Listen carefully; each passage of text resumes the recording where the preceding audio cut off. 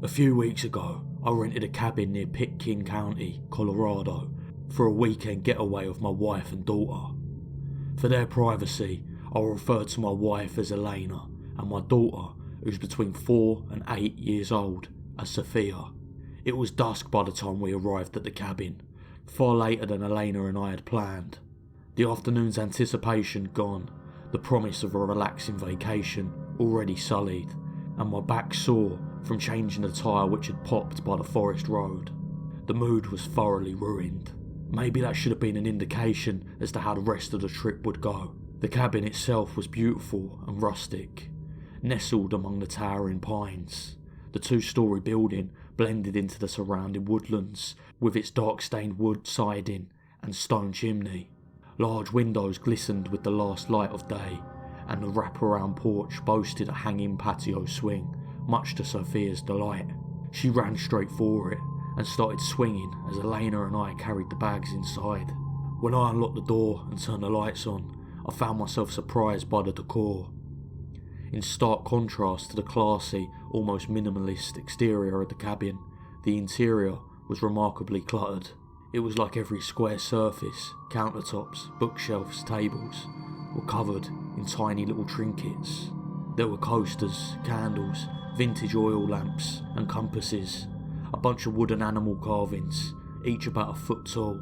The interior wasn't dirty by any means, just more crowded than I expected. I found it charming, in a weird way, though Elena was less fond. I remember her taking a long look at the place and saying, "Interesting," which is her code for, "I don't like what I'm seeing, but I'm also not going to make a big deal out of it." It was past Sophia's bedtime, so after coaxing her off of the porch swing, I helped her get set up for the night. There were 2 bedrooms on the second floor, a master suite with an attached bathroom, and a smaller bedroom that was pretty clearly set up as a kid's room for visitors to the cabin. The cabin was specifically advertised as family friendly and good for parents with younger children, so it was no surprise that the smaller room was full of colourful toys and plushies. There was a fireplace across from the bed, its mantle showcasing a full set of those wooden animal carvings. 1 moose, 1 bear, 1 trout, and so on. There was also 1 particularly large teddy bear sitting on the end of the bed, partially buried under the covers like it was getting ready to sleep. Sophia instantly fell in love, and I thought it was sweet that the cabin's owner had gone the extra mile to make the place more welcoming. I didn't love the idea of her cuddling it to sleep though, since it likely hadn't been washed between visits, so I propped it up on a chair next to the bed before tucking Sophia in for the night. Tired from our travels, Elena and I went to sleep not too long afterwards. Saturday was our designated lake day. After making breakfast and waking up Sophia, who had been convinced not to take her best friend, Mr. Bear, out on the water with us, we grabbed the kayaks off of our roof rack and headed down to the shore. We were a short walk away from the lake, and I was absolutely blown away by the natural splendour. Our cabin was semi-isolated, remote enough to give my family peace and privacy, but close enough to civilization that we could easily access help in the case of emergency. We were a 5-minute drive into town and 5-minute walk to the nearest neighbouring cabin, which we passed on our way to the lake. It was a gorgeous building, far more intricate and seemingly more older than the one we were staying in. There was an older woman sitting on the porch as we passed by, and although I couldn't wave since both hands were full of kayaks, I gave her a nod and a friendly smile.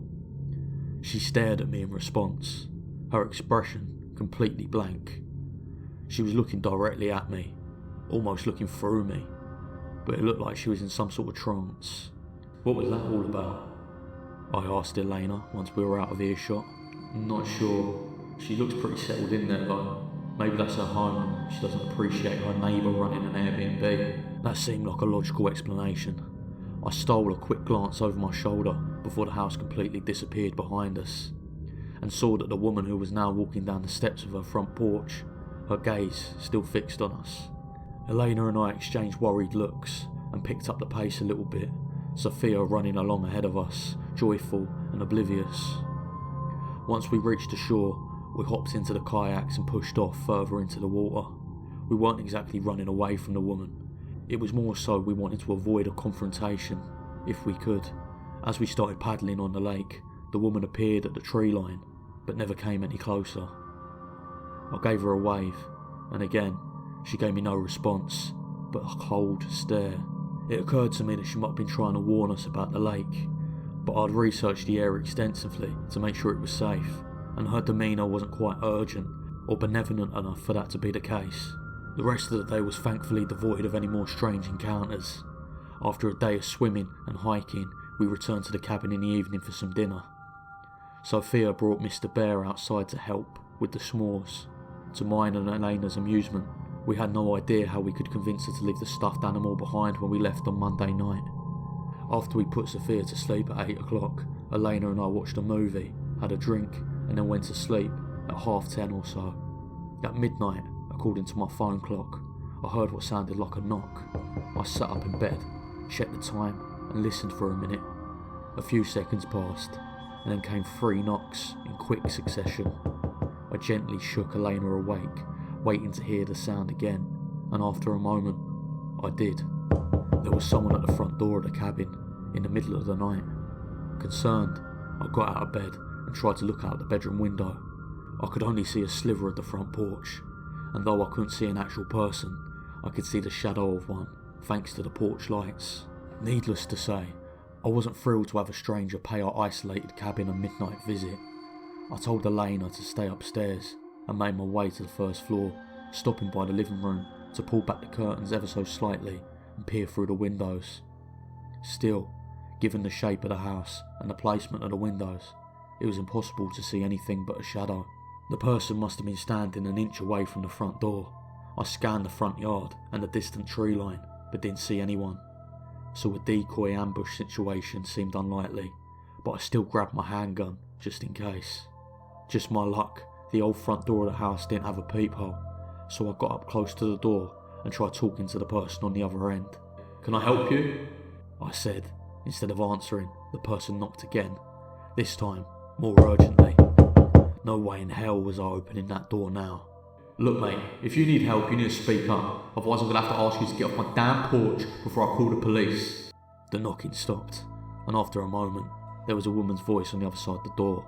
Her tone was nervous, and her voice was soft. She said a single sentence. He's watching your daughter through the bear." Of all the things I expected to hear from my unwelcome visitor, that was not one of them. I readied my gun and cracked the door open. When I looked out into the night, I saw the elderly woman from earlier quickly shambling away from the door. Her back was turned towards me, and she looked like she was trying to get away from my porch as quickly as she could. I called after her, asking her what she was talking about, but she didn't look back. She just kept going until the night swallowed her up completely. I was pretty disturbed at this point, obviously, so I shut and locked the door and made my way back upstairs. Elena was waiting for me at the top of the stairs, and I quietly explained to her what was going on. Horrified, she went into Sophia's room and gently took the teddy bear out of her sleeping daughter's arms. We went downstairs and laid the bear out on the kitchen counter. I grabbed a pair of kitchen shears and dissected the thing, making an incision in its fluffy body and pulling out its cotton innards. It wasn't that I believed the old woman, just that as a parent, anything related to my kid's safety, even something that sounds outlandish, is something I take seriously. Even though the woman was likely suffering from some kind of cognitive impairment, I still wanted to investigate. I pulled all the stuffing out of Mr. Bear and found nothing, though Elena pointed out that the bear had 2 very large glass eyes which could potentially be concealing a small camera. I was unable to find a hammer, but I did find a wrench under the kitchen sink. I wrapped the eyes in a kitchen towel and smashed them to bits, but when I sorted through the fragments, I didn't see anything that looked like a recording device. I was relieved, but I was also equal parts creeped out and angry. Maybe, like Elena had mentioned earlier, she was annoyed with the constant visitors to her neighbouring cabin and was trying to scare us off. She might have also had some mental health issues or hallucinations. In either case though, how did she know about the teddy bear? Maybe she'd visited the house before, or maybe it was just a lucky guess. Before returning to bed, I took a turn around both floors of the cabin, looking and failing to find anything out of the ordinary. Elena was also pretty freaked out, and she got up several times in the night to visit Sophia's room down the hall and make sure all was well. Needless to say, neither of us got much sleep that night. Sunday morning was all doom and gloom, which ended up being a perfect reflection of my daughter's attitude when she woke up and realised Mr. Bear was gone. Obviously we didn't tell her what had happened, but Elena and I did our best to distract her with flapjacks and promises of a fun day adventuring. Unfortunately, the plan we had hiked was foiled by a downpour that, of course, the forecasts hadn't predicted, and so we decided to salvage the day by exploring the small town nearby. It wouldn't be the escape into nature we had hoped for, but there were several small family-owned restaurants and shops in the area, as well as a library. The morning was alright. I enjoyed exploring the town with my family, although there wasn't much to do. We had an early lunch at around 11 or so, but when we sat down, my wife started rifling through her backpack with a look of dismay. When I asked her what was wrong, she said she didn't see Sophia's EpiPen, which we always like to have at the ready when we eat out. I realised immediately that I'd forgotten to put it back in Elena's backpack yesterday when I was reorganising our stuff. I felt like such an idiot, and Elena, already grouchy from a sleepless night, really chewed me out for it. To make amends, I told her to wait with Sophia at the restaurant while I hurried back to the cabin for the EpiPen. She was displeased, but it felt like a better option than all of us braving the rain to return back. The drive back was an absolute nightmare. Sure, it was a short commute, but the dirt roads leading to the cabin had turned to a sludge in the heavy rain. I was in a foul mood when I entered the cabin. I shut the front door with a slam and made my way up the stairs. The house was dark, thanks to the storm outside. Dark enough that I almost missed the muddy shoe prints leading up the hardwood stairs. When I saw them, I realised what they were. I stopped in my tracks. I didn't have to wonder what they meant. Someone had been in the cabin since my family left, and judging by the fact there was still only one set of prints, they were likely still in the house with me at that very moment. I stood on the half landing, looking up at the second half of the staircase. The upper floor was eerily dark, so much so that I thought someone could have been standing right at the edge of the staircase, and I wouldn't have a clue they were there. I carefully walked backwards down the stairs, keeping my eyes peeled in case any shape suddenly emerged from the darkness. And once I made it down, I turned around and ran outside. I sat in my car and called the police to report a break-in.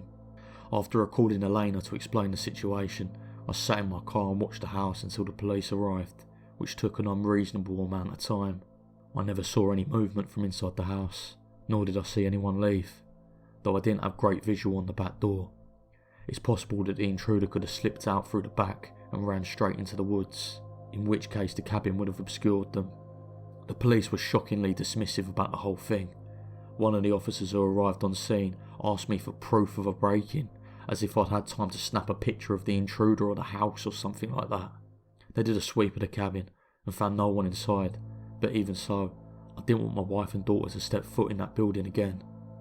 I texted Elena, telling her I was going to pack up our stuff and that we should leave a night early. She agreed. The cops stayed with me as I packed to give me some peace of mind, which I appreciated. Aside from the shoe prints, there wasn't any obvious sign of a break-in, and strangely, nothing of value had been stolen, even though I'd left my laptop laying out in plain sight. Thankfully, we packed light, so it didn't take me long to grab all of our stuff from the master bedroom and the bathrooms. My last stop was Sophia's room, where I was quickly able to locate all of her stuff and pack up her bag. Nothing of Sophia's had been stolen or tampered with, but there was something missing from the fireplace mantle. Right in the centre, there was a circular impression in the fine layer of dust, indicating that a certain figurine had been recently separated from its wooden brethren. Someone had taken the bear.